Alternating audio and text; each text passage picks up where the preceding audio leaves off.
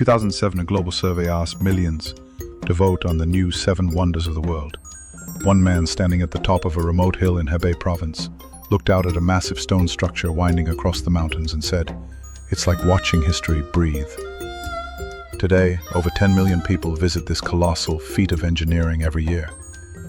But how many truly understand the secrets buried beneath its stones? Let's walk across time on the Great Wall of China. Stretching over 21,000 kilometers, that's more than half the Earth's circumference.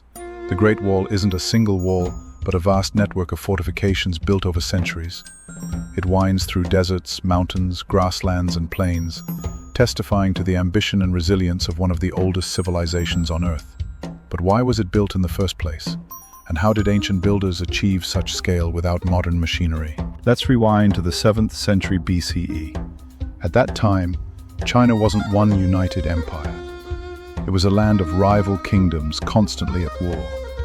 To protect themselves from northern nomadic tribes, local kings began constructing walls using earth, wood, and reeds.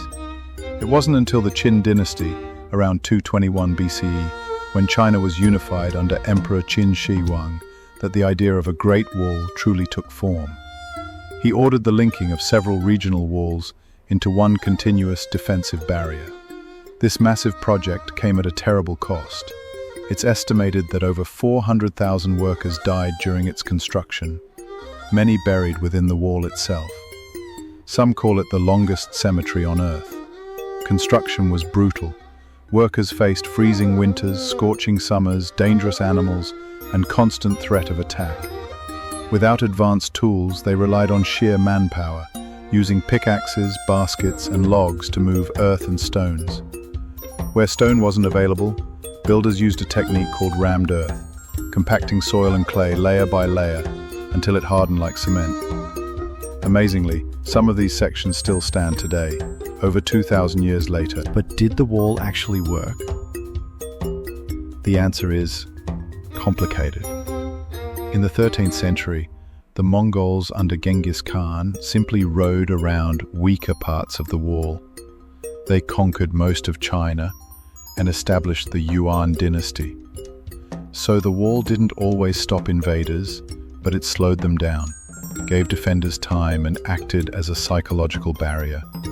Later, during the Ming Dynasty, 1368 to 1644, the wall saw its most famous transformation.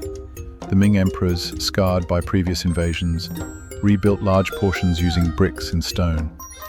These are the sections tourists most often see today, solid, towering, and majestic. One remarkable feature of the Ming-era wall is its design. It's not just a long barrier, it's a complete military defense system. Watchtowers every few hundred meters allowed soldiers to spot enemies from miles away. Signal fires or smoke puffs relayed messages rapidly. Barracks, arsenals, and even water reservoirs were built into the wall. It was like a military city stretched thin across the northern frontier. There's a famous myth that the Great Wall is the only man-made object visible from space. That's not true. From low Earth orbit, astronauts say it's very hard to spot the wall without telescopic lenses. It's narrow and built from materials that blend into the landscape. Still, the idea of a structure so grand it can be seen from space shows how deeply the wall has captured the world's imagination. Today, the Great Wall is more than a relic. It's a symbol. To many Chinese, it represents national pride, endurance, and unity. To the world, it's a reminder of what human beings can achieve across time, without cranes, concrete, or computers. And yet, it's not immune to time. Erosion, earthquakes, and tourism have damaged several sections. Some areas have crumbled completely, lost to history, but efforts are ongoing, both by the Chinese government and international groups, to restore and preserve what remains. One touching aspect is the role of local communities. In remote regions, villagers whose ancestors once worked on the wall now help rebuild it, brick by brick. They know that this structure isn't just part of history, it's part of their story. The Great Wall of China isn't great because it's long. It's great because it spans more than distance.